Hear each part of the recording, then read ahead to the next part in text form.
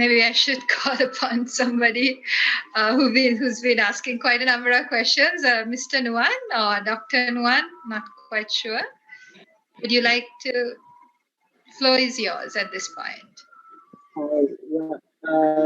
Thanks, Doctor. So, what I want to actually raise as a question here would be to understand what is the best method available or can be recommended to measure, what's the best method available for something like strain mapping on next to skin garments, right? During different activities and during different poses. If you want to get an idea about the activities, I can say like yoga activities or even low to medium to high impact activities. So is it something that can be considered at this point? Or in terms of, I would like to also mention in terms of accuracy and sensitivity, and when you consider all those aspects, is it possible to recommend, like out of the different options available, what's the best motion capture system? Maybe Dr. Pucci, you want to take this? Yeah. Mr. Nuwan, sorry, I'm assuming that you're from the apparel industry. So, I'm not quite sure what your question is. Your question is about capturing motion in relation to some movement in the garment. Is it about the skin movement that you want to measure, or is it about the movement by which the garment's movement itself, or what is it? Dr. Pujika, it's only about the mapping the strain of the garment using different movements in different body segments. You might have to explain that to me, because when you say mapping the screen of the garment, is it about the body fit we are talking about here? The strain, Dr. Pujika, it's the stretch in different regions of the garment. Right. I won't be able to answer that straight up, I'll be honest with you. If I can maybe catch up with you later, if you can understand exactly, because there are limitations in what these sensors can do in terms of what we are really trying to measure, right? Now, traditionally, I would say an optical-based system would be the best, or a markerless system or something like that would be the best. But if I understand exactly what your requirement is, I might be able to tell you whether a sensor-based method might work or not.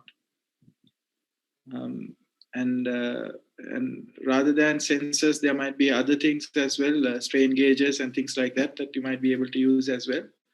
So, but unless I have a very clear picture, I feel a bit uncertain how to answer that. So thank you, Dr. Pujika. I will reach out to you separately. Let's catch up later and have a bit of a chat. Sure. Thanks. Thank you. Okay.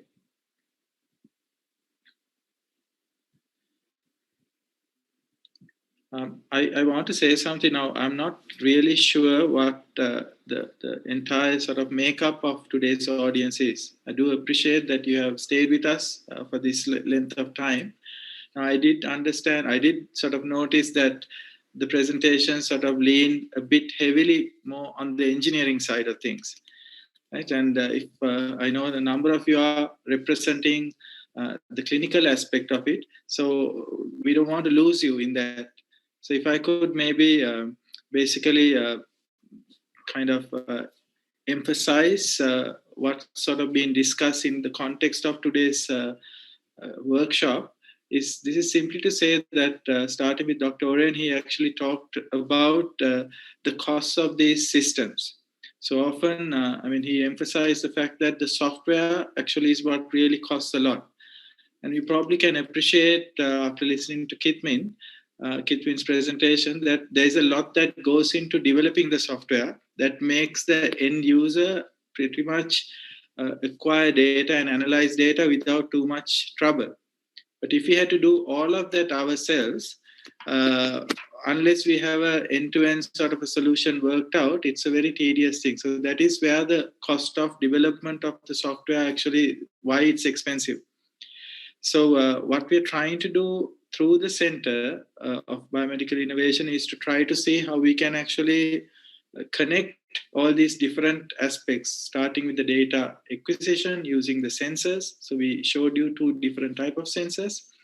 Then we come to the software part and the analysis that is involved. And we also showed you how it can, the open source sort of software like OpenSim and other things that are available. So these are, we are at experimental level, I would say. WalkSense is a bit more developed because it's sort of going down a certain path. But at the moment, there is no way to capture forces. We are only capturing movement, the kinetics, not the kinematics. But as we kind of keep developing further, that is when we are able to incorporate some of these other things as well, like the kinetics aspect of it. But what I want to say is, I think where this lends to a bit of a discussion is that if you have a research problem, because as clinicians, you are trying to constantly solve the research questions. I think that is when it will be ideal for you to talk to us. That will enable us to understand what that requirement and see whether we can provide an engineering-based solution. So once we have that dialogue going, I think that is how it would lend to developing better and more useful systems. So even things like machine learning, there are a lot of jargon that we can use from the engineering space. It might not mean very much to you unless we understand what your requirement is. And that is how we can actually converse in the common, on a common platform and hopefully be able to help each other solve some of these problems. So I really want to say that because I don't want the workshop to kind of polarize the audience here, right? Engineering versus non-engineering or whatever, we need to be able to solve human problems. And so given the expertise that we have in different areas, we have to create that common platform through which we move into. So the good place to start with is discussing even research problems that we can solve together. Okay, thank you.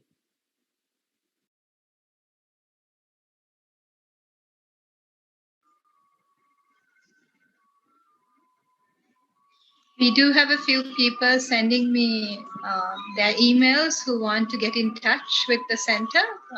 Please do so.